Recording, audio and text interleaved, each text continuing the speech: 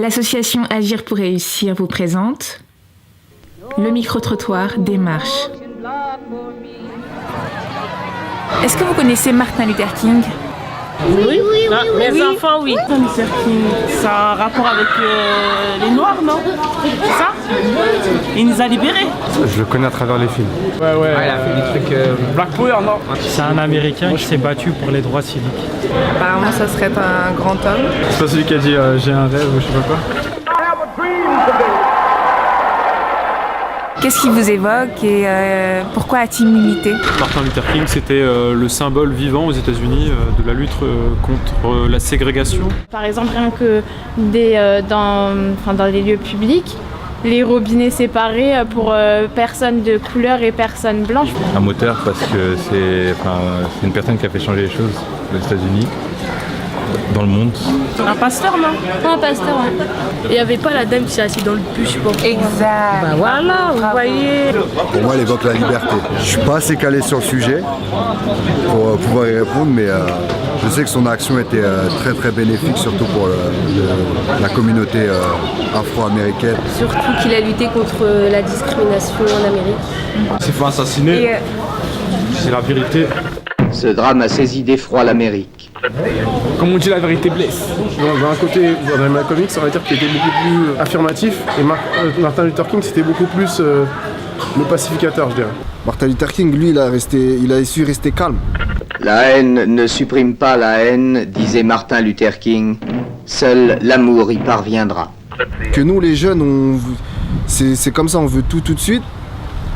Et comme on n'arrive pas à se faire entendre, on va essayer d'autres moyens, on va essayer par d'autres moyens. Et malheureusement, des fois, c'est des mauvais moyens. Alors qu'on devrait avoir la même patience et la même persévérance que M. Martin Luther King. Qu'est-ce que ça évoque pour vous, la marche des droits civiques ? Marche civique. C'était quand ça? C'était en 1963, à Washington. Pourtant, je me mariais en 1963. On posait une colle là, par contre. Le sens de pouvoir marcher librement dans n'importe quel endroit de n'importe quel chemin. Le but, c'est justement de lutter contre le racisme profondément américain et l'apartheid. Ils ont voulu avoir les mêmes droits que les Blancs, les personnes de race blanche. Et puis voilà, il fallait que quelqu'un commence pour qu'après on lance un mouvement, il lance un appel quoi. Ça a été fort. Ils se sont imposés comme ça. On est là, vous n'avez pas le choix, on est comme ça. Vous devez nous accepter. Le début d'une révolution raciale, ouais. Une révolution, on peut dire le terme, je crois. Pas une évolution, carrément une révolution. Pas une révolution, je vais pas dire une révolution parce que c'est déjà un beau gros mot quand même, un bon grand mot. Autour du pasteur King, les marcheurs noirs et les marcheurs blancs allaient être de plus en plus nombreux. Les marches allaient enlever chemin faisant de nouvelles garanties. Ce fut en 1960 l'adoption par le Congrès d'une nouvelle loi sur le droit de vote des Noirs. En 1963, la marche sur Washington avait été une réussite spectaculaire. Est-ce que vous pensez qu'il y a eu cette même initiative en France ? Non. En France, non, a priori non. Non, je pense pas, c'est bizarre, mais ça se fait beaucoup plus en douceur chez nous, l'évolution. Peut-être que je crois que j'ai peut-être vu ou... Non, pas tant que ça, non, je vais te dire non. Sûrement. Des Français, quand ils ont dû voir ça, ils ont dû se dire « Ah ouais, faudrait qu'on fasse pareil en France, faut que ça bouge, Est-ce que vous connaissez Toumi Jaija ? Pardon ? Non, du tout. Ah non, pas du tout. Pas du tout. C'est ça? Qui? Je connais pas. Qui? Non. Non plus. Comment? Tommy? Comment? Pas du tout. Non. Avez-vous entendu parler de la marche pour l'égalité et contre le racisme ? Jamais. Ça me dit rien. Non. La marche pour l'égalité. Moi, non. Les marches, non. Ouais, j'ai entendu parler de beaucoup de marches, mais pas forcément de celle-là. J'en ai entendu par les médias, mais pas autant qu'on peut parler de terrorisme. C'était récent, ça. Non? Ça fait 30 ans. 30 ans. 32 jeunes immigrés décidaient de traverser à pied la France pour attirer l'attention sur les problèmes qui sont les leurs et qui les touchent chaque jour, c'est-à-dire l'indifférence et souvent même l'hostilité. De Marseille à Paris, ils ont discuté avec les Français. Jusqu'à Paris, il doit y avoir de bonnes godasses là. Ouais, c'est clair. Il y a des bonnes chaussures. Et finalement, faire cette marche-là de Marseille jusqu'à Paris pour cette cause, c'est un truc que je trouve vraiment véritablement courageux en fait. Moi. Ils étaient des dizaines de milliers entre la Bastille et Montparnasse, mobilisés contre le racisme venu de la France entière. Ça, c'est des trucs qu'on devrait nous apprendre à l'école. Je porte une vision de la France qui est fondée sur l'égalité et la dignité humaine. D'après vous, l'inégalité est-elle toujours un problème en France ? Il y aura toujours de l'inégalité. Moi je pense qu'il y a eu des progrès, mais d'un côté, des fois c'est délaissé un peu. Elles sont pas encore connues des inégalités, mais elles sont cachées. Enfin, on en parle moins, je trouve. Non, je pense qu'il y a toujours des injustices. Ouais, voilà, exactement. Il y a toujours autant d'injustices. Du travail à faire. Oui, voilà. Oui, je pense que ce combat-là pour la liberté, c'est toujours d'actualité et partout dans le monde, pas qu'en France. Moi, là, je suis étudiante, je suis en plein dedans. L'inégalité, je vois ça tous les jours. Ça fait un peu cliché, mais enfin bon, c'est ça, c'est ma vie, c'est une réalité. Mes parents sont immigrés. Moi, aujourd'hui, je suis obligée, ça c'est normal, mais de travailler à côté de mes études. Je sais que j'ai des potes à moi qui ne sont pas du tout obligés, qui n'ont pas besoin d'aller travailler après les cours, etc. Moi, je suis obligée de travailler à côté pour payer ma carte imaginaire, pour payer mon code civil, parce que je suis en droit. C'est évident, enfin, ça c'est juste un exemple parmi tant d'autres, mais même pour manger, le midi, des fois je ne mange pas. En France, voilà, c'est une terre d'immigration, donc multiculturelle à la base. Ça choque maintenant parce que on essaie de s'identifier physiquement alors qu'il faudrait s'identifier civilement et voilà. C'est vrai, on a des couleurs différentes, c'est pas grave, mais on est courageux. Je sais qu'on est courageux, qu'on mérite plus d'attention. Je cite pas la boîte d'intérim qui m'a dit « Ah non, vous êtes un arabe, allez-y, on n'embauche pas les arabes ». C'est vrai, ça me fait mal au cœur. Et maintenant, j'ai mon permis, je suis nationale française et je suis française comme tout le monde.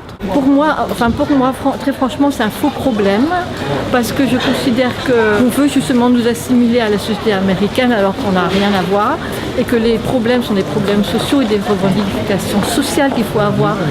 Le racisme, il existe à la marge, il est justement, avec le communautarisme, on ne fait que l'inciter là où il n'existait pas auparavant. Il y en a, c'est aussi des communautaires. Ils aiment bien rester dans leur coin, ils veulent que leurs coutumes restent ainsi, ils ne veulent pas évoluer.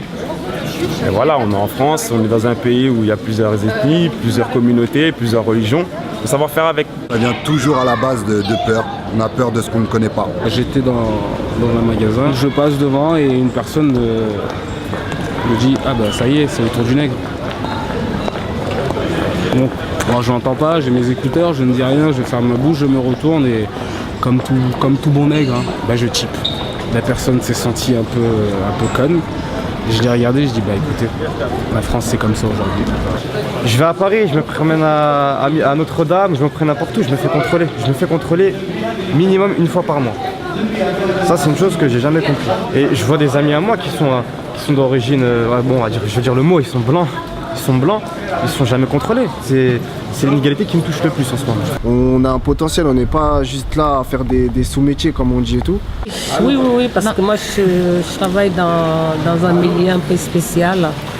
Donc je suis auxiliaire de vie. Je vois tout, de tout en tout. Je suis traitée de sale noire, je fais mon travail et puis c'est un travail que beaucoup de Français, beaucoup de Blancs n'acceptent pas faire. Et nous, il n'y a que des personnes de couleur qui acceptent à faire ces boulots-là. Mais n'empêche, on nous traite tous les matins, on entend des choses qui ne nous plaisent pas.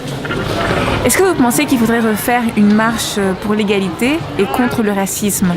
Il faudra en avoir encore un peu plus parce qu'on ne les voit pas et c'est dommage. Moi je pense que c'est une bonne idée dans la mesure où justement ça se fait aussi dans la paix, que ce ne soit pas des émeutes. Tant qu'il y a la paix, oui c'est une bonne idée. Il ne faut pas que ce soit qu'une marche et qu'il n'y ait rien par derrière en fait. Il faut vraiment que les personnes s'unissent dans l'associatif et construisent des choses en fait pour montrer que les personnes même de couleur puissent en fait s'investir dans la société française. On a des droits et il faut les revendiquer. Si c'est un moyen pour faire éradiquer la discrimination, ouais. Faut marcher, faut parler, faut aller voter, faut appliquer ses droits civiques. Faut le faire au bon moment quand il y a un souci. Ça vaut la peine de se battre quand même. Ouais, faut se battre. Hein. Non, moi je pense que c'est un débat qui est déjà passé. Et celui qui n'est pas au courant qu'aujourd'hui un noir comme un arabe, il a les mêmes droits qu'un français ou qu'un blanc, et ça dans n'importe quel pays du monde, c'est lui qui est arriéré. J'ai pas tout de suite de moyens plus efficaces que ça, public, pour montrer quelque chose ou quelque chose se passe. Je pense que c'est peut-être le meilleur moyen au final. Et en même temps, la Constitution française nous permet de le faire. Donc faisons-le. C'est obligatoire. Si on veut défendre les droits de l'homme en règle générale, que ce soit les immigrés, les femmes, les minorités opprimées, etc., il faut se battre, il faut marcher, il faut revendiquer. Voilà. C'est toujours intéressant parce qu'on voit qu'il y a des actions et que les gens n'abandonnent pas le combat, qu'ils ne restent pas dans leur coin à râler, mais qu'ils agissent. Il faut qu'on tire main à main jusqu'au bout. Il faut qu'on reste solide jusqu'au bout. Voilà. Et ce micro-trottoir nous montre qu'il y a encore beaucoup de travail à faire. En traversant les rues de Cergy, on a pu constater qu'aujourd'hui, dans notre société, très peu connaissent l'histoire des marches, des deux marches qui se sont passées il y a 50 ans et 30 ans de cela, une aux États-Unis, une en France, et très peu connaissent ces personnages, Martin Luther King et Tumi Djadja. Il faut éduquer notre jeunesse afin de faire en sorte qu'ils s'en rendent compte qu'aujourd'hui, nous avons l'héritage. Notre but à nous, c'est de faire ce travail de mémoire afin de faire en sorte que personne n'oublie les difficultés et le travail qui a été mené par ces personnages. Il y en a qui sont partis de rien du tout, mais ils se sont organisés à force de volonté, à force de persévérance. C'est à nous de nous organiser, c'est à nous de bouger, c'est à nous de prendre nos responsabilités parce que c'est le rôle de tout à chacun. C'est pas le rôle d'une association ou à quelques personnalités, etc.